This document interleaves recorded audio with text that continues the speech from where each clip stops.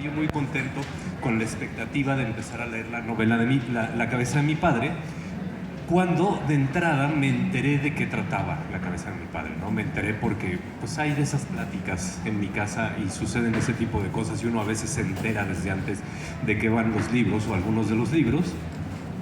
Y me dije, claro, es que no es que Almadelia, La cabeza de mi padre, lo digo súper breve, pero seguro ya saben algunas cosas de ellas, tiene que ver con que Almadelia y algunos de sus hermanos y su madre un día se fueron a buscar a su padre, ¿no? Es como el inicio y el detonador de la novela, y varias veces leí y escuché decir que claro, Almadelia había encontrado un tema que nos es común a un montón de mexicanos. Somos un montón de mexicanos, los que ella misma llama los hijos de Pedro Páramo, que crecimos o que vivimos con padres ausentes, con padres abandonadores, con padres de un montón de formas de no estar presentes, o que tienen dos familias, o que tienen tres familias, o que simple y sencillamente no se quieren responsabilizar de sus hijos, ¿no? Pero cuando yo escuchaba eso, dije, no, pero Almadelia no encontró ese tema que es muy mexicano para ponerse a trabajar en él. A Almadelia el tema le sucedió, que creo que es algo súper diferente, porque uno puede pensar como escritor, voy a buscar un tema de actualidad o un tema muy intenso o un tema que sé yo que va a mover la fibra de muchos de nuestros lectores o de los posibles compradores, o etcétera, etcétera. Pero no, Almadelia en realidad tomó una decisión muchísimo más fuerte, porque a partir primero del abandono de su padre y después de la búsqueda, de una búsqueda con un montón de peripecias, decide entrar a un tema que es, o decide ponerse a escribir acerca de un tema que, aunque nos es común, a la larga, y creo que esto es lo que más me interesa del planteamiento, es un tema muy individual. Es decir, yo conozco a un montón de niños ahora por la relación con mis hijos y sus amigos, cuyos padres ya se empiezan a ir. Hay varios. Y conozco a un montón de amigos cuyos padres se fueron. Y me parece que cada uno de nosotros y cada uno de ellos, y probablemente cada uno de ustedes, tienen una relación con esa pérdida muy diferente.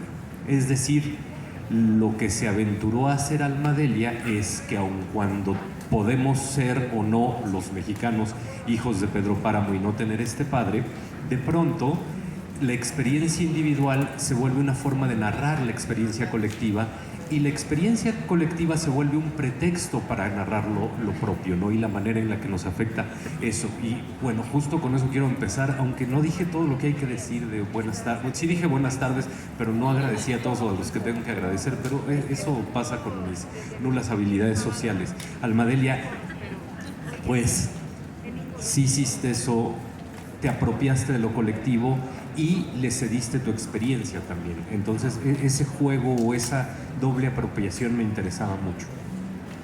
Tú sí di las cosas. Bueno, muchas gracias, Jorge Alberto, por estar aquí. Gracias a todos por estar aquí. Gracias por la traducción simultánea en lengua de señas. Muchas gracias. Yo peleé contra titanes, cíclopes y el fiero lestrigón para llegar hasta acá, entonces asumo que posiblemente algunos de ustedes también, así que doblemente gracias. Es, como siempre digo, un placer y un privilegio estar reunidos para hablar de libros, a veces me parece increíble. Y bueno, estamos en esta conversación que me propone Jorge Alberto, ¿no? Sobre mi novela La cabeza de mi padre, que es este relato completamente autobiográfico en el que yo cuento cómo me dijeron en mi casa desde muy niña que mi padre había muerto, que era finado, refinado, decía yo, y cómo ese discurso fue cambiando, y esa presencia fantasmagórica de un padre como en la novela de Rulfo, pues era más o menos más bien un mito, una fantasía, ¿no? Y tuve un sueño, para quienes quizá no conozcan la novela, no la hayan leído, así empieza, así sucedió. Un búho se paraba en mi hombro y me decía, tu padre va a morir, y yo me sentí realmente muy interpelada por seguir ese mensaje, ¿no? Y entonces aquí es la parte donde tú dices, Es una experiencia muy individual, por supuesto, porque no solo es individual en el sentido de pensar en un colectivo, en un país, sino incluso de mis hermanos, ¿no? Somos 8, soy la menor, y en medio también de este pequeño colectivo, no tan pequeño el mío, que es la familia, también una necesidad que me picaba en el cuerpo de ir a buscar a mi padre después de 40 años de no verlo, para ver dónde estaba, ¿no? Y qué era de él, y si para verlo.